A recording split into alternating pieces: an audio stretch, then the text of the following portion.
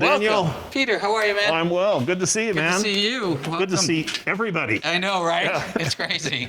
Even with these on. I can Even see with half these of on, you. it's okay. But they say, I heard on NPR the other day, that people are more attractive with half their face covered. There you go. See that? You focus on their eyes.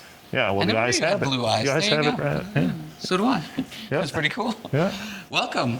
So the place has changed. It has. It's changed significantly. As you can see, this used to be our Keystone Gallery and, you know, sort of the wholesale area. Mm-hmm. And every year we spent a huge amount of energy working to set that up.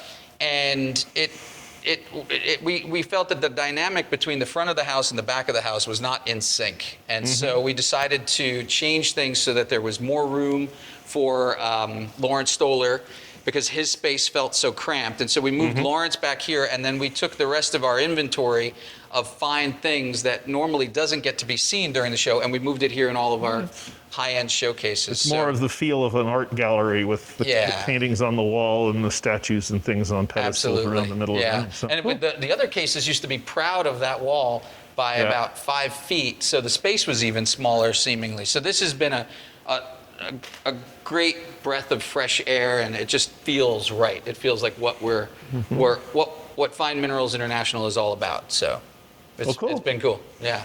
And we can start over here with this case. I mean, now there's no front of the house or back of the house, so you have fine objects sort of everywhere. Yeah. And you can see here this amazing hematite from Brumado. It's like 6-inch blade from Brazil. I can actually see red internal reflections coming off of it as Brian's light moves around. And this is a wonderful, more a decor mineral, but it just has a lot of It's got panache. a lot of pizzazz. It's got a lot of look. And then over here we have more lovely things. These are some of the new red fluorites. Well, new-ish. It seems new to me because it's been such a weird year, but it's probably 2 years now. Great classic Bunker Hill up in the top right. I remember seeing that in Harvey Gordon's room forever ago when the whole room was just full of those. Oh. I heard that then a collector went in there and closed the door and bought the whole rest of the room. You can speculate who. I don't know if that happened or not, but that's what I was told. It's a great story. It's a great story. Yeah, exactly. This is really cool. This is sort of a pastel-y kind of colored tourmaline that's from Arikonga. It's really weird zoning. It's off and on, like the system was fluctuating. Conditions were fluctuating and giving you one color after another, and then back and back and back. That's cool. Yeah, great. Beautiful rhodo, great pyrite on fluorite, just with great isolation. Lots of wonderful things. Cobalt calcite's wonderful. This bornonite is outstanding. Yeah, the Yagong Shang stuff, those are amazing. Yeah, the quality of those are just unparalleled. That's a hellacious tantalite. Isn't that awesome? It's totally floater too. His wild thing from Paraiba of all places. Huh. Classic Illinois up in the corner. I'll take that one first, though. That's beautiful. The color on that and the luster is just gorgeous. And the geometry, those modified faces. Yeah. That's wonderful.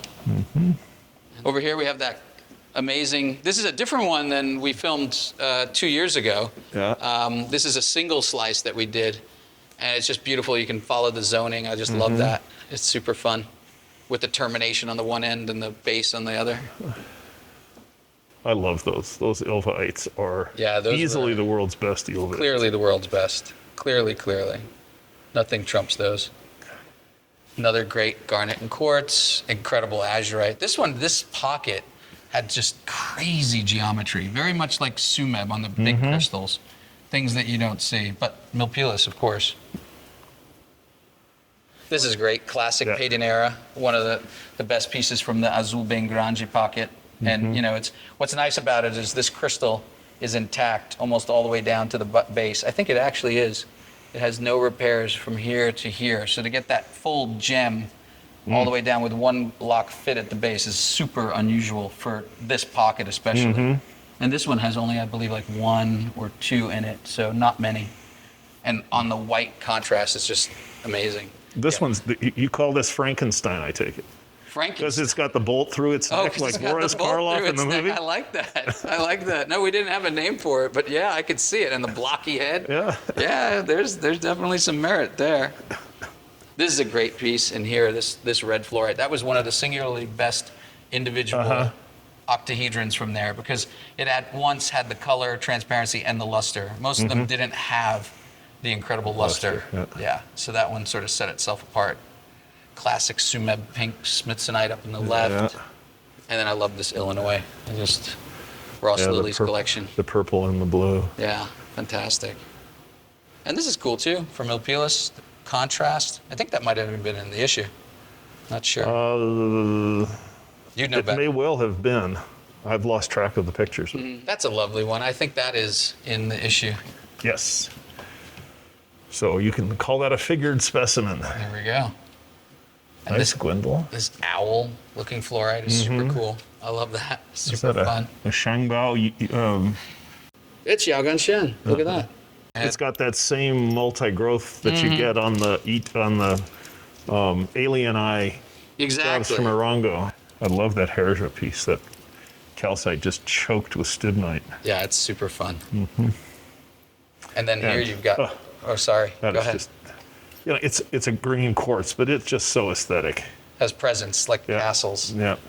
And these are cool. These are fluorites replaced by quartz. Huh. So it's a cool pseudomorph from Huanggang. Are they full pseudomorphs or are they epimorphs? It's full pseudomorph because it's solid through. Yeah. Super cool. That's a bizarre reaction. Yeah, totally. So then we go this way. And so now where Lawrence was, we have more just a hospitality area. Right. So people can relax or have conversations over here. We have a couple of minerals around. This quartz is noteworthy because of its location. Tanzania. Yeah. I mean, I don't know what it weighs, probably about 40 pounds or close. And it's near optical. And I mean, for Tanzania, that's just crazy. It's got a. Oh, that's pretty. Yeah, this is a nice suite right here. This trio. Great use of color. It's going to be silly fluorescent. Yeah. Brilliant orange red. And that has a super wet luster. There was only about 4 pieces from this pocket from Dalnogorsk, and it was probably about 4 years ago now. And Dalnogorsk hadn't produced anything. The best one went to a collector, Guy La Liberté, and it's like this big around, and it's just all of these pagoda stacks with this crazy luster like that one. It's an incredible object, very impactful. Wow. And beautiful aqua with the fluorites. We did aqua with you 2 years ago, and then you pulled out the king. Well, the king was here that year, and it was just in transit, and it was literally right where you're standing. I had there's photos of me standing in the issue right in front of this fireplace with the king right here. Right. And it happened about 3-4 days before you got in, and then it was delivered, and we came back. Yeah, and then we got to see off camera. Oh, you got to see off camera the other one. Yeah.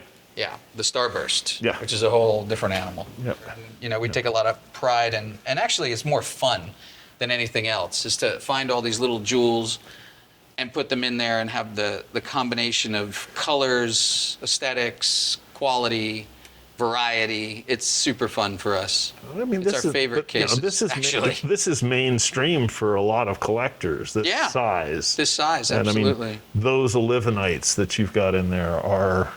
I mean, though that tiny pocket from Milpilus, I mean, those are probably the best single crystal olivinites from anywhere. I agree. Yeah, and, absolutely. And there were, like, the whole pocket would fit in your hands. Fit in my hands. The Diaspore Twin is a great one. Yeah, that's super, just so aesthetic. It's great size. Yeah. And then the Savarite with the great transparency. Congo tourmalines. I think we'll see a big Congo. Unfortunately, not with that clarity. Yeah. We have this monster calcite and amethyst, and we always have usually something from Uruguay here. It's sort of our thing that we do. But what I love about this one is the amethyst grew on the back of the tip of the calcite, and so when you light it from behind, it glows like purple. Yeah. So it's a super fun piece. Almost gives it the color of some of those Chinese pink fluorites that pop at the tips. Absolutely. Calcites, not fluorites. Calcites, you mean the ones that mimic elmwoods? Correct. Except they have the slightly different color variety. Yes. Another Milpilus. Yeah, it's a great one. Yeah. The erythrite is great. A little flower on the white. Beautiful crystals, yeah. The fluorite, the rhodonite is just to die for, the color. These rhodonites from Brazil are outstanding. There's been some great ones of those little matrix clusters. I think they've set the bar for rhodonite now. I think they've trumped the other localities for color saturation and transparency, at least. Mm-hmm. And then we have more over here. Fun garnets on the outside of the aqua. That's from that garnet aqua pocket. Right. Written up in the King of Kashmir issue of the MR. That's one of the last ones that I have. There were only 8 really good pieces, that being one of them. And that's Nice. super cool. Pyrite Twin included in the quartz. Yep. And the Shangbao's no slouch up there in the corner. No, not at all. The Shangbao's a lovely object. Gem sphalerites from Shikushan. China just keeps putting it out. China's a great source country. But I think we're going to see a lot more out of Brazil in the next years. And I think there's a trend. I mean, if people ask me what's happened in the last 2 decades, when I started working in Brazil, I had all of this vim and vigor related to what was coming out of the ground. And I watched from basically 2000 into 2007, 8, where it started to just decrease every year. And it was because they had implemented a lot of restrictions on mining, especially the artisanal mines. They made restrictions so complicated for getting operations going. And now there's been a shift and they're loosening the reins. And so I think we're going to start to see a lot more great material come from Brazil in the future. Hopefully more varieties too, what Brazil can produce, because there's so much that can come from there. That is absolutely spectacular, Fed. Isn't that great? I love that. If anybody wonders what string quartz looks like, that's the example. That's the picture. And I love the invisible fluorite from Dalnogorsk. Yeah, you got the beautiful sharp the cube. trio of invisibles. Yeah. This one's a little more visible for India, but that's Verkhney Rudny, and that's probably Nikolaevsky. Yeah. Mine.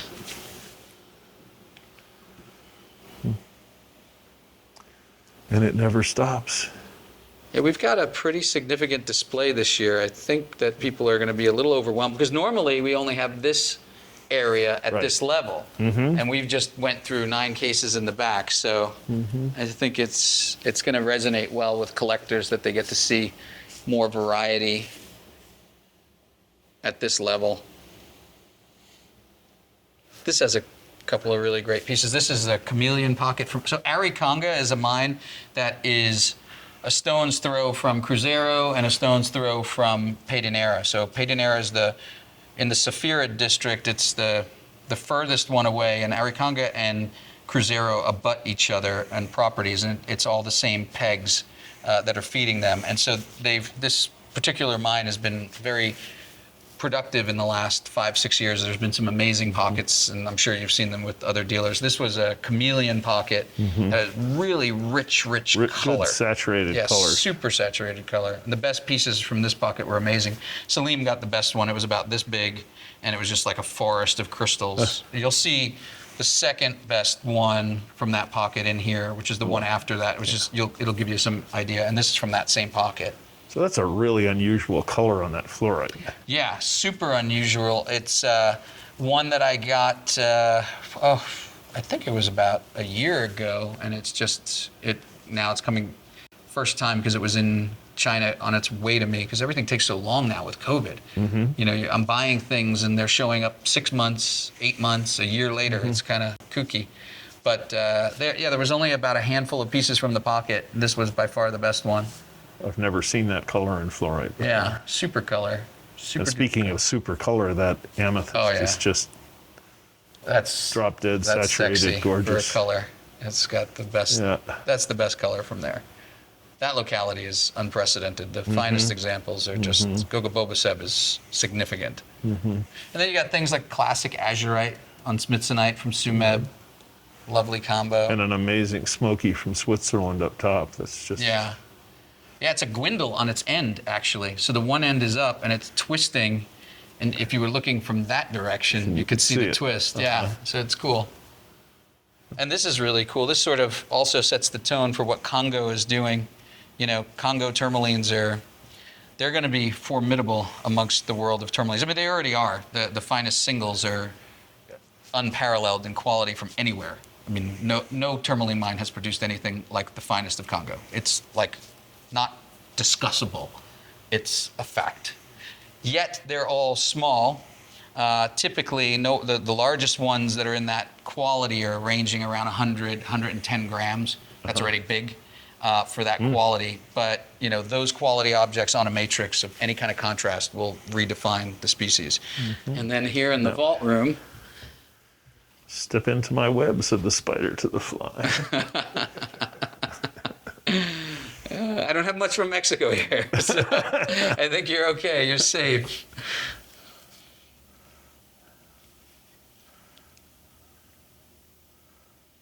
Cool bicolor Tanzanite. Beautiful Paprock tourmaline. That's an old one, which has the glassy tops on the Clevelandite and the Smokies together, make it a nice little arrangement. I love the termination on this aquamarine. I love the complexity of it and the glassiness. It's not, the world's most important aquamarine, but it has a certain je ne sais quoi that appeals to me. And the silver is always a classic from Freiberg. And the Tourmaline and the calcite and siderite from I know, right? From Turt. I mean, it's the most common mineral, but that's just a supremely aesthetic piece. Yeah, it's got a great luster and almost like a pearlescence to it. That was one from Luis Miguel Barillo's personal collection. He collected that region heavily. And when we acquired his collection, that was one of the premier examples. So that's a fun object. Yeah, nice to have the story, too. Yeah, for sure. Ooh, that's sulfur sort of grabs you pretty quickly there. The sulfur gets you, for sure. Another Pyromorphite. Also from the same pocket as the one out there, Azul Bem Grande. Another great Chambao. I'm a huge fan of the Chambaos when they get good. They're just beautiful. Another great Milpias. Rhodo. Rhodos are impossible to get now, unfortunately. Great ones. Great cassiterite over in the corner there with super luster. This one is a great tourmaline from Badakhshan. Badakhshan is near Paprock, but not quite in the same district, and doesn't produce nearly as well. It produces actually quite a lot, but the quality it produces is usually far inferior of the best of Paprock. And this is a particularly fine example from there with this open, sort of more pastel pink color, and it actually has a decent luster on the termination. That's the major difference that you see between Badakhshan and Paprock, is the best Paprocks have like water glass. Right. Like the one that we looked at right over there. Yeah, over there, yeah. And this actually, as far as Badakhshan goes, is like fantastic for luster because most of them are totally matte or grainy. And this actually has, a sheen and a glassiness to it. So that's a fun object. And then behind us, we have a couple of showcases. Super cool feldspar from Orongo with just great geometry. The little rosettes are circular. Yeah. Usually those are mashed. It's great to see them. Yeah, preserved. Nice Nika. There I do have a little Another Mexico. aesthetic aqua on the white feldspar. And I love the saturation of this thing. It looks like it's just glowing. Beautiful. And an amazing green octahedron. Just swap the label, put that up there, pretend it's from Nika. Swap the labels and get some people. Well, there's a lot of those fluorites. They're the same type of deposit. Oh, really? In terms of their genesis, so that's why so many of the minerals look the same, because they're forming under the same conditions, just on other sides of the world. Sides of the world. And then over here, we have some fun things. Nice Sumeb wolfenite. Yeah, another McEarl, nice glassy. That thing's crazy. The halite and selenite. Halites and selenites. Fluorites on the Rhodo. No slouch there for sure. And this is great. This is the real mine. in North Carolina. I mean, it's a small amethyst, but the quality is significant for that locality. Mm-hmm. The glassiness and the transparency, it's very unusual for that location. And the Anglicite is phenomenal. The color and luster. You can't find those. If I could So say much that, for it's the sort of an appetizer. Now it's time for the main course. main course. All right. So, All right. in no particular 2 order. years with no vault with Daniel. I know, it's been, I mean, it's been 2 years. it's been 2 years. Yeah. This is from that same pocket, the chameleon pocket, and it's hard to see the transparency here. I'm going to get a light in my hands so you can see it, but the quality of this particular discovery is highly unusual for the saturation of the red, and it has a punchy kind of glassiness that the other ones don't have. You know, if you were ranking it amongst discoveries around the world, it would rank up there with the finest of Patinera. And there was a large one of these, and then there was this one. I just love these crazy things because this contrast of the dark to the light is just fun. From Malachite, from Congo. I love it. Ooh, some big spinel cloppers. Yeah, this is really cool. So this one is from New Mexico. Mm-hmm. And these little yellow dots are indications of where our clutch mount holds it, so it's floating above its base. But I mean, this is almost 7 inches, and it's huge crystals. Ooh, the green on that is spectacular. So this is Congo. And I mean, you can just imagine, I've seen these with this quality that it has up to here, the whole way down, with all different multicolors. And it's just a matter of time. You know, this has a contact here. This would have had another crystal coming off of it, or it could have been on the matrix. This one is recrystallized on the bottom. But yeah, this location is phenomenal. Pyromorphite from, what is this, Broken Hill. Really? Yeah. That's an oldie, I would guess. Yes, super old. Classic. Okay, So that's fun things. the ultimate corkscrew. This is the ultimate corkscrew. I don't know if I've ever done this before, but on What's Hot, but this object this is from like 1973. It was in a collector / dealer's collection, his personal stash, named Peter Drexler. And I mean, check it out.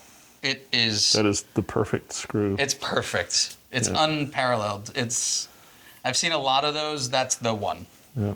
For those. I know a couple of geologists who are corkscrew collectors, and Oh, really? this would be a perfect transition for them from corkscrews into minerals. There you go. This is great. This is a Rongo. Yeah. And this is a new discovery probably about 6 months ago. And you'll see a few of these. I think I have a really significant one. There was one out in the case. There's one out in the case, and there's one in here in this group that you're going to like too. And I love it's Schurl. Not for everybody, because not everybody likes black rocks, but I love minerals. So No, it's for me, it's a great mineral. It's a great mineral. It's a great mineral.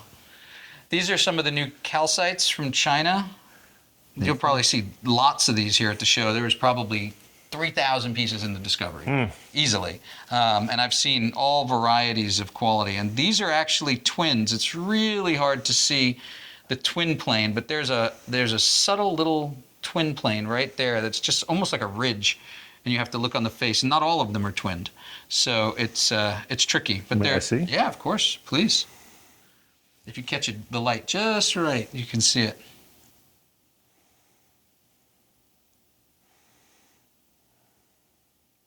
And some of them actually have the divot, the twin plane. That's what I'm looking for. And this one actually doesn't have the divot, but it's got the twin plane. Yeah. But it's not easy to find. No, not easy to find. At first I questioned them, but when they're the right shape, they're very equant. Right. And so then you start looking and you see that little hint of a ridge.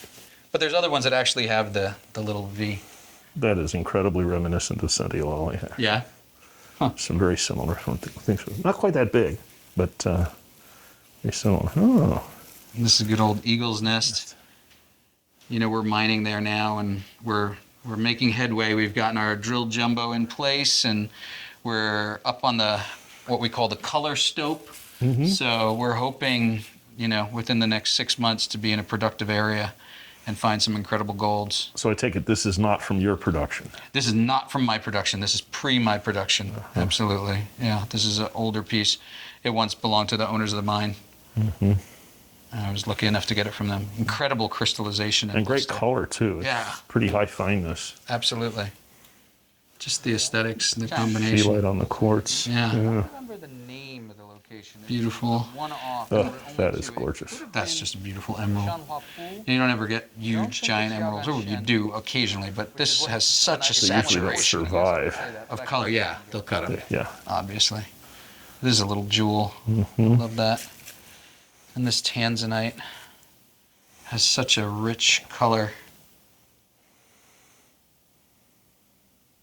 Such a cool color, and you can get. They call that blue. Oh, and there's the good purple direction. So you really see the trichroism.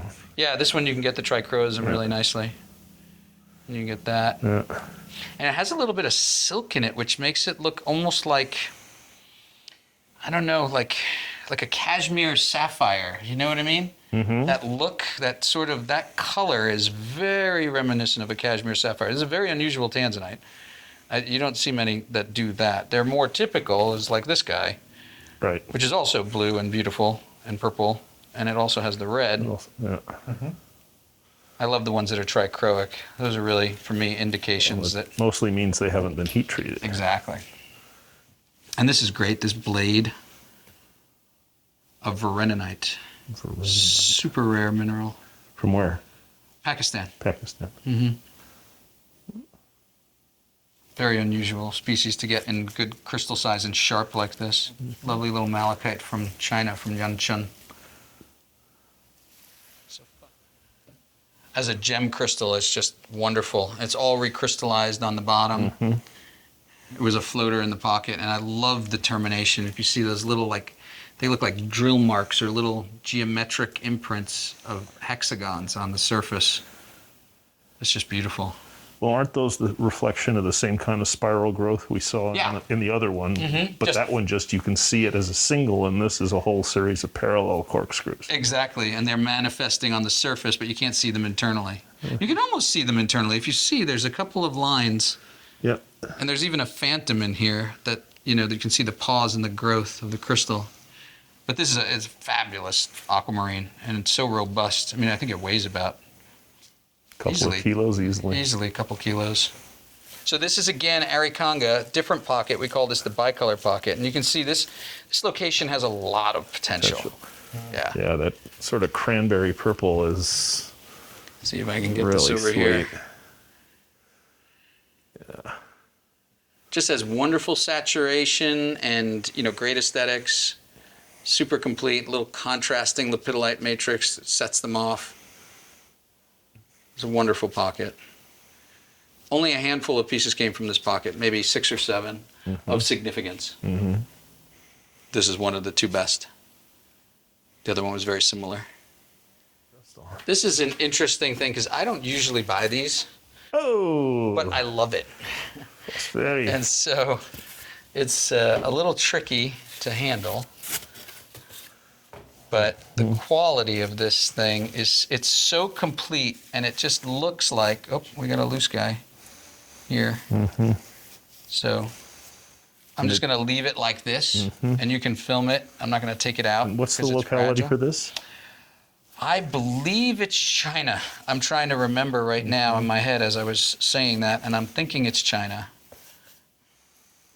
But, it's just super cool.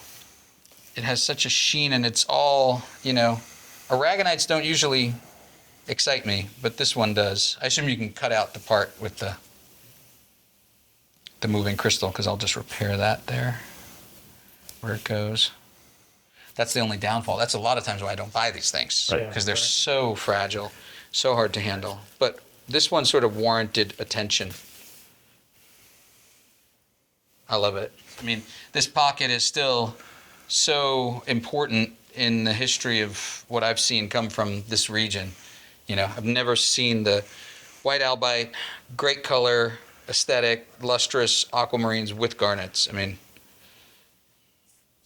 it's hard to trump.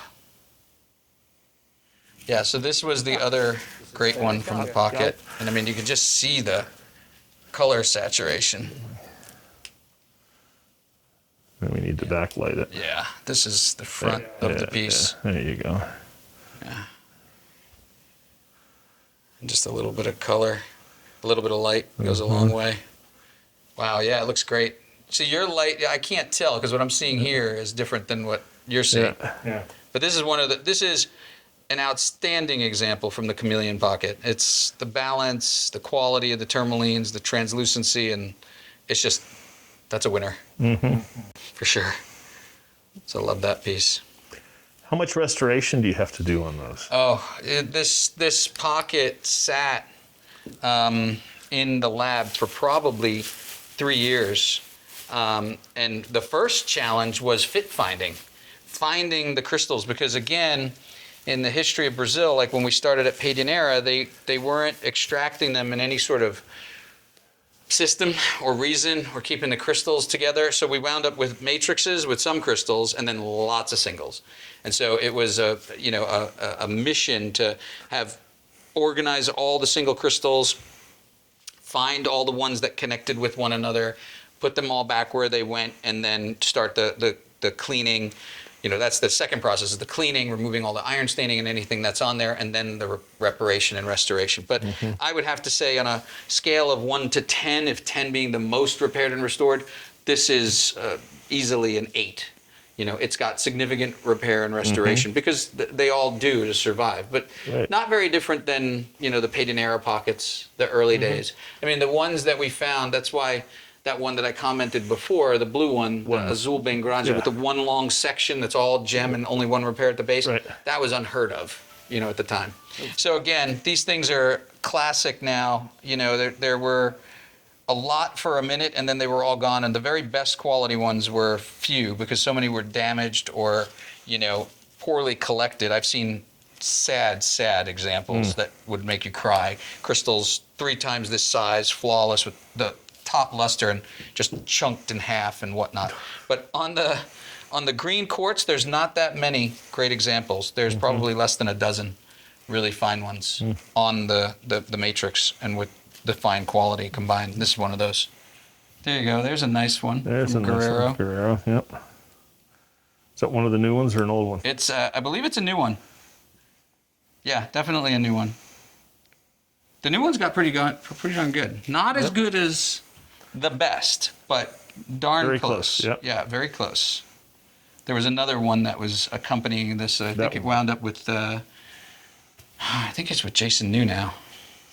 That's wonderful, and from the same pocket as this one. Beautiful zoning. Yeah, and that's got to be the most aesthetic mango quartz I've ever seen.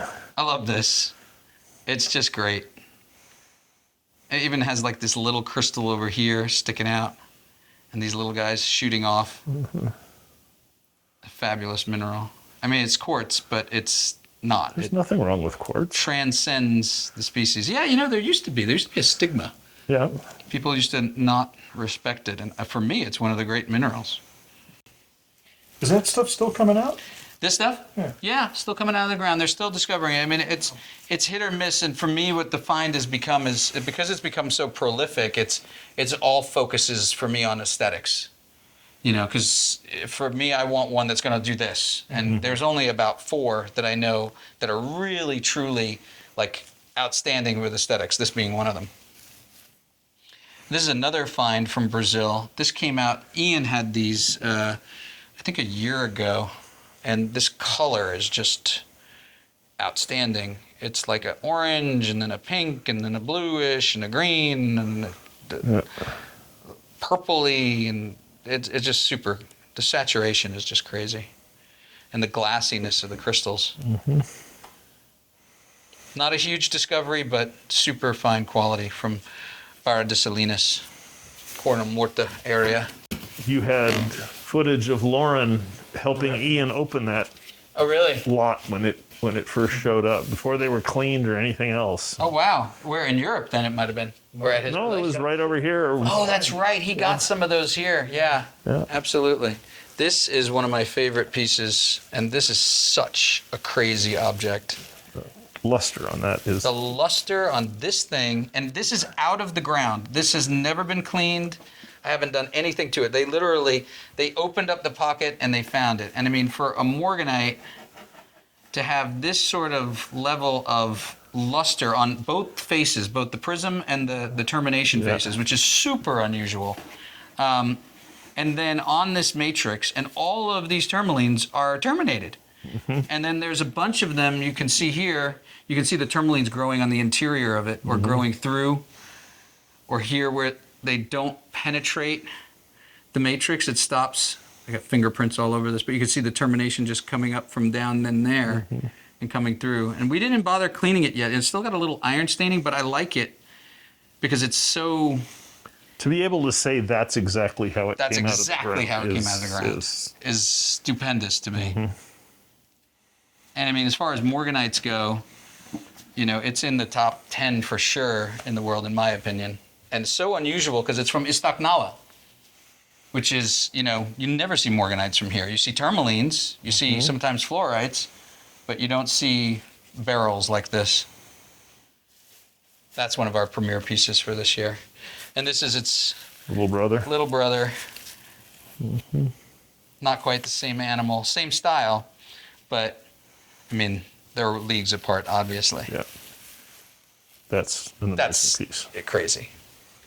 That's one of my favorite objects that I've ever had. And I love the aesthetic. I mean, when you look at it this way and you just see this, the tourmalines growing through. And then it also has this orientation where you can look at it and get the geometry of the morganite.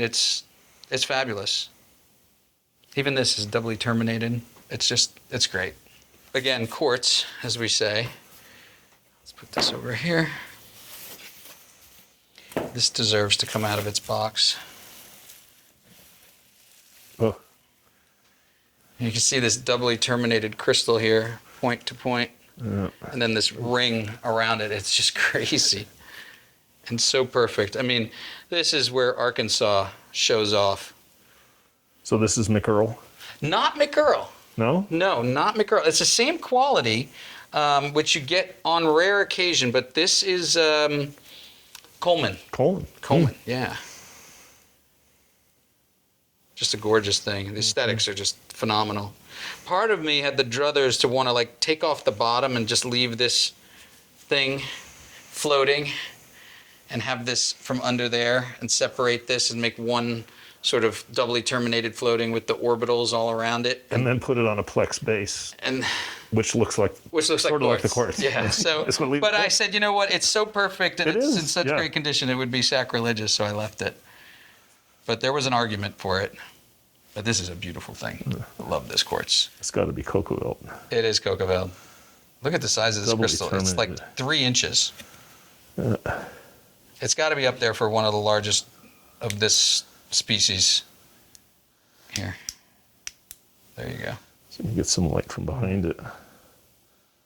Does it have translucency? I don't think so. It's got translucency. It's not transparent, but it is. Translucent, yeah? Yeah. Yeah.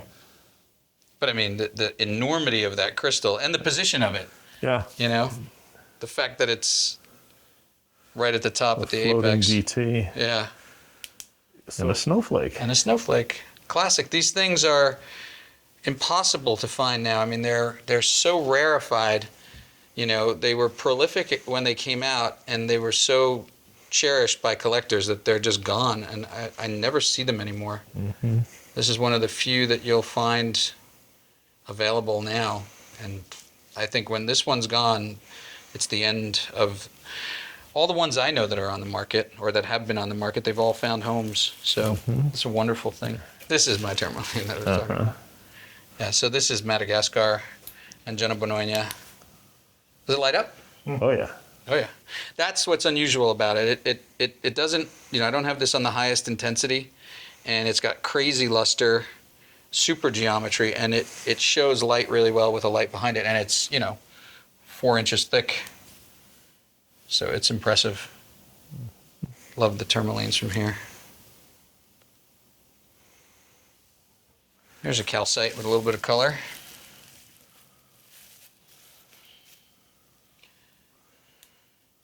super cool twin from India. You can see the overlapping twin plane here, the two penetrant twins. And it's just like a floater. It grew down here on this little base, right on this ridge, and just outrageous color. Okay, a couple of special pieces here. So this blue cap from the original find, one of the few ones that has a matrix, which is really nice. And, you know, the color here is, this resonates with you, Brian, obviously. How does that look? Coming out? Very pink. Very pink? Too pink? Oh, that gets you the blue cap a little better. Yeah. Brian would be happy to accept that as a new logo mineral. Absolutely. I don't know. We can't change the logo. Can't change the logo. Just because If he gives you Dan's the... Dan's favorite was the rabbit ears. And, Yeah, okay. Yeah. There's a great one from there. Just super color, great luster, the original discovery. And it was found in two pieces and then reunited later. And then you have rhodonite from Brazil. It's like three crystals. And I mean, the color is all day. That's red. It's red. It makes, I think it would make rhodo blush. It's a little more red.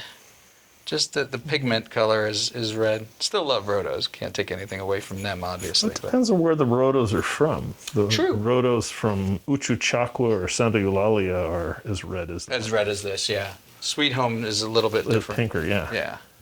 And then I love this thing. I've had it and I've shown it before, but I can't stop showing it. It reminds me of who's the Greek? Icarus? Not Icarus. The one with like Mercury. You know, with the If you're arrow. going to call him Greek, you have to call him Hermes. Okay, we'll call him. Because Mercury is what they called him in In the Roman. Romans. That's just beautiful. So Hermes. Is that one of the pieces that Dave exhibited 3 or 4 years ago? It is. It is the very piece. It is that piece. Yes, it is that piece. It's the piece that Barry Kitt was there the day they collected it, and they pulled it out, and he helped extract it. And it's just, for me, is the crystallization is just phenomenal. It's a small gold, but it's powerful. The quality of this octahedron and this giant modified octahedron. Flattened octahedron, Yeah, it's just crazy. Super aesthetics. I love that. Cleaned up nicely, too. Yeah. When Dave exhibited it, it hadn't been fully cleaned. No, and it was also not trimmed. It was on a much bigger rock that unbalanced it. So we diminished it, which was a big process because we had to basically protect the gold and the quartz that we wanted to protect and leave one face open and just dissolve it with HF slowly because the contact of the gold is so small to the quartz. We were afraid that if we did it mechanically, that it would come off. Yeah. And so it was a slow, arduous, dangerous process. Nobody likes working with HF, that's for sure. So, you know, some of the minerals that we've been marketing and working for collectors, we're building devices to properly backlight them. And, you know, before with a mineral like this, you would have to put it in a showcase and you might not be able to get all the colors out of it easily from an overhead light or from side lights or whatever. And so then the first step in the evolution was sort of, okay, we have this hub that we put on the back of our risers and you can plug in goosenecks and change the ends of the lights and plug them in and put them behind taller objects or objects that take light really well. And what we started to do is make these custom mounts where the whole back of the specimen has been encased in a handmade, you know, this takes about a month to make by hand, and it's part aluminum, part polymer. The lighting is all internal, and what it allows us to do is put that light in exactly the right intensity in the right place, so that when it's illuminated, it doesn't have blown out sections, and it doesn't have you know, hot spots, and you get, you know, an even saturation. So you can see we've designed this so it just incorporates with our showcases, and you can put it in, and then you have something like that, which is just, you know, crazy. This is a totally doubly terminated crystal. It's got to be at least 14 inches, maybe more, and it has this is a flat termination on the bottom that's super glass, and then here you have to the opposite pole, the antilogous pole, the modified step termination, and you can see the variation of color is just unbelievable.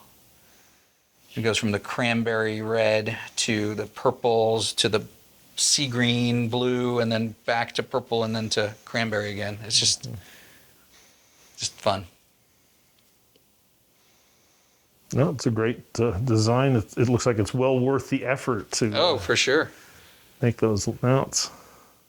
It shows things in a different perspective. You know, we started this, the first one we did was for a tanzanite for Lida, and that became all the rage, and then we started doing them for other minerals. And not everything it works with, obviously, but this is one of those examples that works really well. So there you go. This is really cool. This is an old find, and one of the last pieces that came from that discovery that I found stashed in Brazil. But I mean, this apatite is huge, to say the least. That one. And that's how appropriate, since that's the theme for the show this year. Is it really? Yeah, the apatite supergroup is the theme. Oh, cool. Well, there you go. So there's an apatite. That's an apatite. And I think it's pretty super. That's great for this location. It's one of the 2 or 3 best ones. It's great for any location. Agreed. Yeah. Oh, this is lovely. Clay Center. I love Clay Center. It's one of the localities that resonates with me. And these fluorites are just outstanding. And the contrast with the celestite, that's what, that's outrageous. And this one giant cube, one of my favorites from that location. Few and far between were in great condition. They were often, unfortunately, very damaged, or they were intergrown in a way that they weren't aesthetic. And this is one of those ones that was spared that condition. Beautiful thing. And a great size for there. So here you go. This is impressive. So that is Congo. Congo. That's crazy for Congo. It's crazy for anywhere. Yeah. And this has a certain, it's hard to see. They're a little bit reminiscent of pap rock. And let's see how the color is, with just a little light.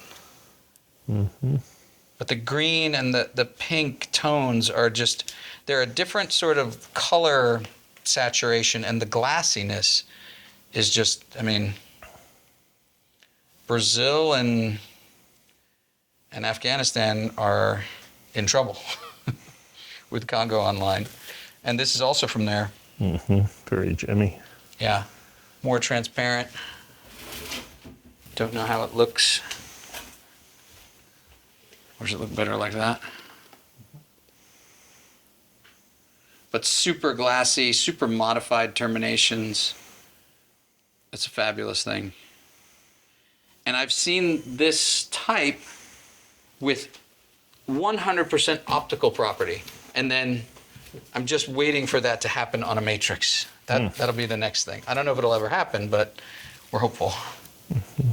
And this is another one of those super aesthetic, beautiful shorls from Irango. Just great contrast and balance. Good old Malachite Tourmaline. These are wonderful. That's the front of them, of that piece. And it has, the beautiful color. And I like that it has the matrix. And the matrices from here often have this blue tint to the Clevelandite, which is very distinctive. And I love that contrast. And I love when they're glassy like this.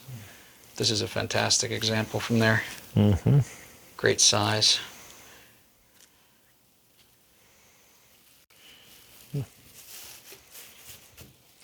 Those are going to be classics. They're not coming anymore. And there's only probably about a dozen really significant pieces from that discovery. Maybe more, maybe 2 dozen in varying sizes. So there's a little bit of gold from Eagle's Nest. Again, Eagle's Nest, rivaling the other gold localities. And here you have just, this robust, that's probably almost an inch thick at its thickest, all crystallized, the beautiful color on the quartz. Again, from the old discovery, or older discoveries, not from our current workings yet, but this is what we're hoping to find, obviously. And obviously the potential is there. This is a wonderful object. Good old copper from Ray. The crazy Spinel twins on matrix. Or Those came out in the early 70s, didn't they? Absolutely. Yeah. One pocket, one discovery. Mm-hmm. And this is the one that's actually photoed in the back of Peter Bancroft's book. So he's got this like layout in the back of the world's, I think it's the first book, could be the second one, could be Gem and Crystal Treasures. And it's in the back in the opening, and he's got a table of minerals just open, and this is the copper that he's got using in there. So fabulous piece. So hard to find. And in groups. And then this is one of the more recent vanadinites. This was from about 3 years ago. And I mean, this is just a behemoth crystal. I mean, that's easily an inch by an inch and a half. Mm-hmm. Kind of a nice sheen to it internally, too. Yeah. Almost like a chatoyancy right under the surface. I don't know if that picks up in the camera, but yeah. Super cool. It's sort of like a blood orange or burnt orange with red. It's beautiful. I love these You things. just keep wondering, What's that? when do they stop? Vanadinites, I mean, they yeah. have to- What's next? Are we going to have Yeah. them this big and on matrices? I don't know. Beer can size. Oh, nice. That's a nice demantoid. Yeah. Beautiful color Good color. from Madagascar. Great saturation. Does it look good or does it look blown out? No, it's good. Looks good. Very green. Yeah. This is from classic, from the original find back in Wuling that we got, and there's something about these stibnites that just are just outstanding. The quality, the size, the aesthetics of pieces like this are so hard to find. You know, many of them were not the right balance, or were too big, or didn't have the right je ne sais quoi, and this does. This has everything that you want, from condition to luster to aesthetics. This is a great thing. Love this piece. Makes an orgeologist's heart sing to see something like that. Yeah, exactly. Oh, I think we did this last year, or last time. I don't know. It's an Iranian wolfenite. I can pull it out. It's pretty impressive.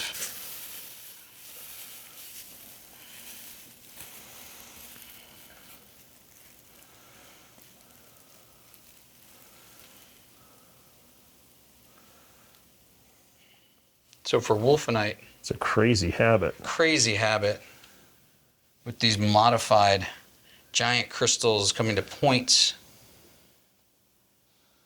and the color and the contrast with a little bit of white dusting over the crystals. It has almost like a fiery color on some of the smaller crystals, with contrasts the yellow and orange. So it's awesome. A lot of chrome in that system to do those colors. Yeah, for sure. And we've made these custom mounts so that it makes life easy for handling.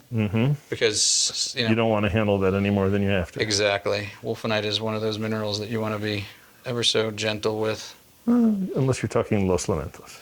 Exactly. Los Lamentos, we could almost play hot potato with some of them. So it's an apatite disguised by an arsenopyrite. So you got this cool arsenopyrite group with quartz, and then on the other side, you've got the beautiful It's got to be apatites. Panasquera. Yeah, absolutely, Panasquera with that color. Yeah. Got fingerprints Well, on in the it. combo of the arsenopyrite. Oh yeah, for sure. I don't know how that looks on camera. Is that good? Better? Much. Super cool. So you got that, and then you have the super cool from Peru tetrahedrite. It's a Giant biggie. crystals. Yeah, it's got to be easily about 3.5 inches. I think it's a total floater, if I remember this piece. Yeah, all crystallized on the back with the little quartzes poking out. That's a great tetrahedrite. This is cool. Green quartz. Skarn mine somewhere. That's Huanggang. Gong. Yeah. It's just such a nice flower. So equant and balanced. Love that. Hard to find these in that kind of condition and that sort of shape. And then over here you have one of these crazy vanadinites. Well, we're talking about crazy vanadinites. This is one of them. This is like a fan. It's like one crystal. And I don't know if you can see. Let me use this light. It's a little more. Can you see that? Yep. With your shoulders in that shot there. How's that? Is that any better? Mm-hmm. So it's just crazy, and Well, that also fits our theme this year since it's the apatite supergroup. And vanadinite is actually in the apatite structural group. Is it really? Vanadinite, nematite, pyromorphite, Oh wow. Okay. they are all apatite group minerals. It's just such an unusual thing, and it's one crystal. It's just going like that. I've seen pyromorphite do that. I've seen mimetite do that. That is the biggest example I've ever seen of that. That's that. Super cool. And it's all terminated all the way around. Mm-hmm. This is probably the best one of these from that new find.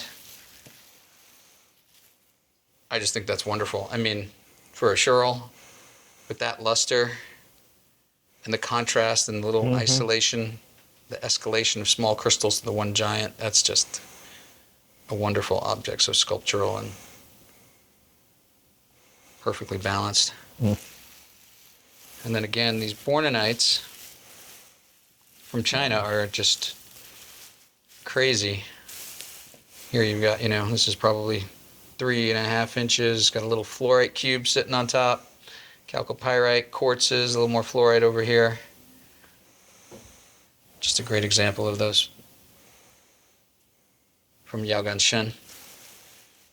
This is beautiful fluorite. Just such a very unique color from Yaoganshen.